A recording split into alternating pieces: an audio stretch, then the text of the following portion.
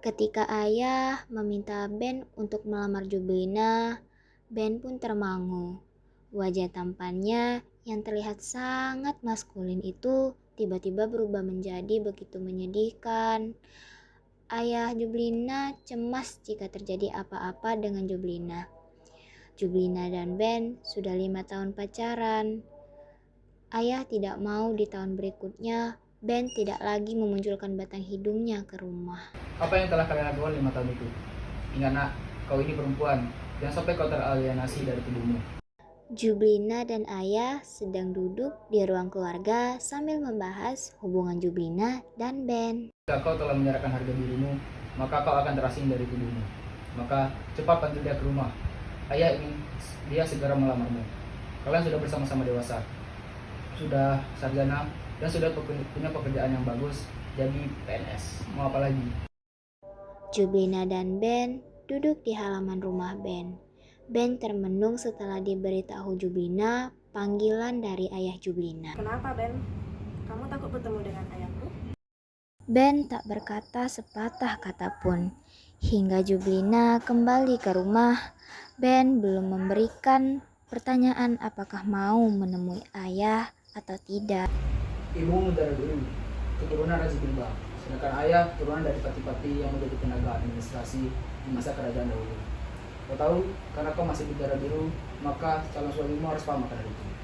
Paham. Maksudnya? Kau bukan perempuan sembarangan, perempuan rote keturunan Raja-Raja Bilba. Jika menikah, sang suami harus memberikan belis yang bernilai tinggi pula. Kau bukan dari kasta rendahan. Sebenarnya budaya belis itu bagus. Itu menandakan bagaimana tingginya harkat dan martabat seorang perempuan rote. Zaman sudah berubah. Kadang belis tidak lagi dalam persyaratan. Yang penting cinta, kawin sudah. Ben masih membisu tatkala Jublina ulangi sekali lagi kalau ayah ingin bertemu dengannya. Hei, ada apa denganmu? Apa yang kau cemaskan? Aku tak punya apa-apa yang akan kuberikan padamu, Jublina. Aku tak punya belis. Aku hanya punya cinta yang tidak bisa kulukiskan seberapa besarnya. Kau tahu dalam 5 tahun seperti apa diriku. Jika yang meminta seperti apa yang dia inginkan, aku menyerah. Kita kawin lari saja. Apa? Kau mau kita diketuk keluarga? Lalu solusi apa yang ada padamu? Nanti kupikirkan lagi. Sepertinya baiknya aku menghadap ayahmu. Ben menunggu apa yang akan diucapkan ayah, dan ayah menanti apa jawaban yang akan dikeluarkan Ben. 5 tahun kalian pacaran, itu sudah terlalu lama. Aku minta tahun ini juga kau melamar putriku. Kalian harus menikah. Tapi Pak, bagaimana dengan proses lamarannya? Saya Proses lamaran apa? Kan seperti yang terjadi di kita. Ayah dan ibumu datang ke sini melamar anakku. Lalu ada pantun untuk menyepakati proses berlangsungnya pernikahan nanti. Sudahlah, tak usah terlalu dipikirkan. Kamu kabarkan berita baik ini pada orang tuamu. Yang penting kalian harus segera menikah. Apa ayah menyinggung tentang belis? Iya, Lalu? minggu depan aku akan menghadirkan ayah dan ibuku di rumahmu.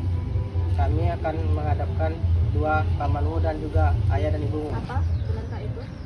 Kau tak mau jadi perawan tua, bukan? Jika kemungkinan terburuk terjadi, misalnya aku tak dapat menyalakan belis sebagai mas kawinnya, lalu apa yang akan kau lakukan? Kan sudah aku bilang, aku tidak mau menjadi perawan tua. Juga, kukatakan aku cinta padamu dan telah kuusulkan untuk kawin lari saja. Kau sendiri yang masih cemas dengan ajakanku. Baiklah, tunggu minggu depan. Seandainya memang belis yang diajukan ayahmu mencekik leherku, terpaksa kita kawin lari. Kita tinggalkan semua yang kita miliki, termasuk desersi dari pekerjaan kita sebagai pegawai negeri sipil. Kita akan pergi ke tempat yang sulit ditemui keluargamu. Kau siap?